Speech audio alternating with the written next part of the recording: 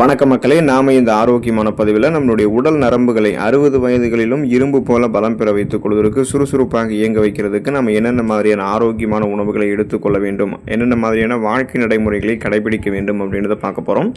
60 வயதிலும் நம்முடைய உடல் நரம்புகள் பலமாக சுறுசுறுப்பாக இயங்குறதுக்கு நரம்பு மண்டலத்திற்கு ஊட்டி வளர்க்கக்கூடிய ஆரோக்கியமான ஊட்டச்சத்துக்கள் இருந்திருக்கக்கூடிய உணவுகளை நம்ம சேர்த்துக்கொள்வது முக்கியம். அப்போ தான் அந்த வயது முதிர்வால் ஏற்படக்கூடிய நரம்பு தளர்ச்சி, கை கால்கள் ஏற்படக்கூடிய நடுக்கம், மறதி போன்ற பிரச்சனைகளை நம்ம தடுக்க முடியும். ஸோ அதுக்கு என்னென்ன உணவுகள் எடுத்துக்கணும் வாங்க விளக்கமாக பார்ப்போம். அதை பற்றி பார்க்குறதுக்கு முன்னாடி இந்த வீடியோவுக்கு மட்டும் ஒரு லைக் கொடுத்துட்டு இந்த தகவலை உங்களுக்கு தெரிஞ்சவங்களுக்கும் ஷேர் பண்ணிவிடுங்க. ஏன்னா இது அவங்களுக்கும் பயனுள்ளதாக இருக்கக்கூடிய ஒரு ஆரோக்கியமான பதிவு தாங்க.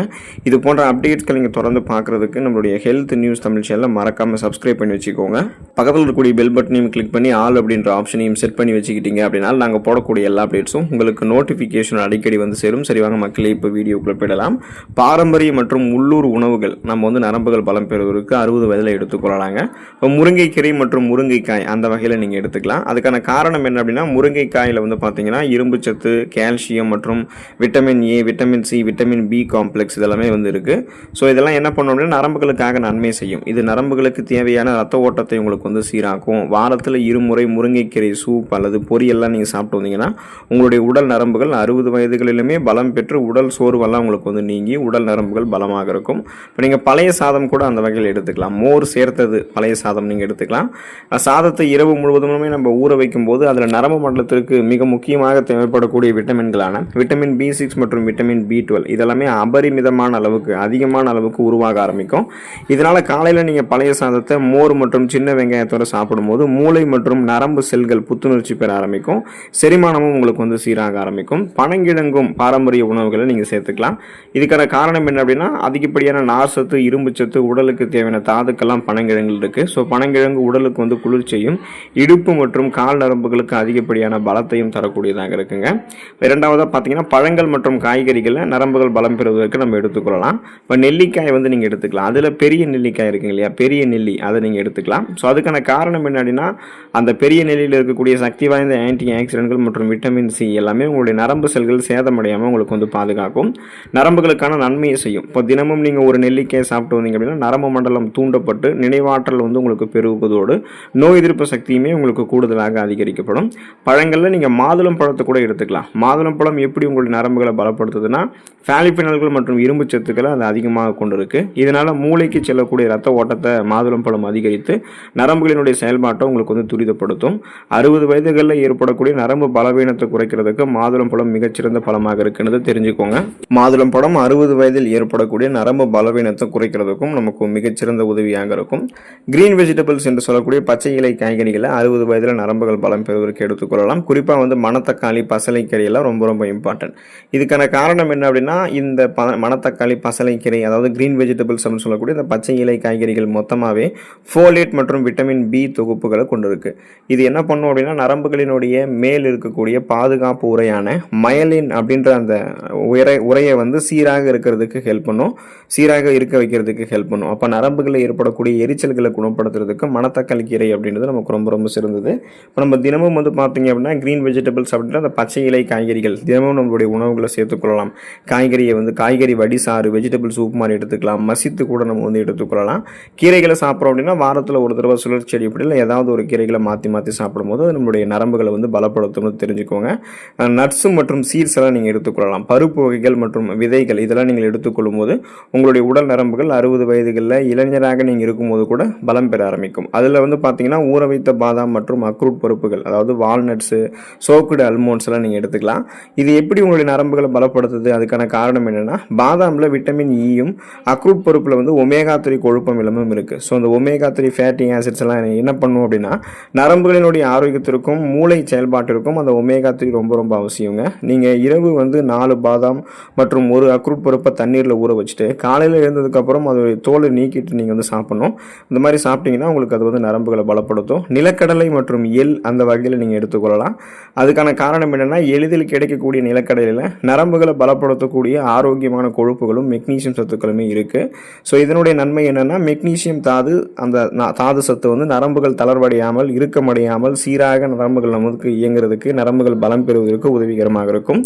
பால் மற்றும் சிறு தானியங்கள் நம்ம எடுத்துக்கொள்ளலாம். ஸோ அதாவது நாட்டு பசு பால், தயிர் இது எல்லாமே நம்மளுடைய நரம்புகளை வந்து பலப்படுத்தும். அதுக்கான காரணம் என்னென்னா, நம்ம எடுத்துக்கொள்ளக்கூடிய இந்த நாட்டு பசும்பாலில், தயிரில் வந்து கால்சியம் மற்றும் விட்டமின் B12 ஆகியவற்றினுடைய ஆதாரங்கள் இருக்குது. ஸோ இதனால் நரம்பு தூண்டல்கள் அப்படின்னு சொல்லக்கூடிய நர்வ் இம்பல்சஸ் வந்து நமக்கு உண்டு பண்ணும். அதனால் மூளைக்கு சரியாக சென்றடைய கால்சியம் வந்து நமக்கு ரொம்ப ரொம்ப அவசியம். இரவு நேரங்களில் மிதமான இந்த நாட்டு பாலெல்லாம் நம்ம எடுத்துக்கொள்வோம். அதாவது பார்த்திங்கன்னா நாட்டு பசும் பாலெல்லாம் நம்ம இரவு நேரங்களில் மிதமான சூடான பால் குடிக்கிறது அப்படின்றது நரம்புகளை அமைதிப்படுத்தி நல்ல உறக்கத்தை கொடுக்கறதுக்கும் உதவி பண்ணும்.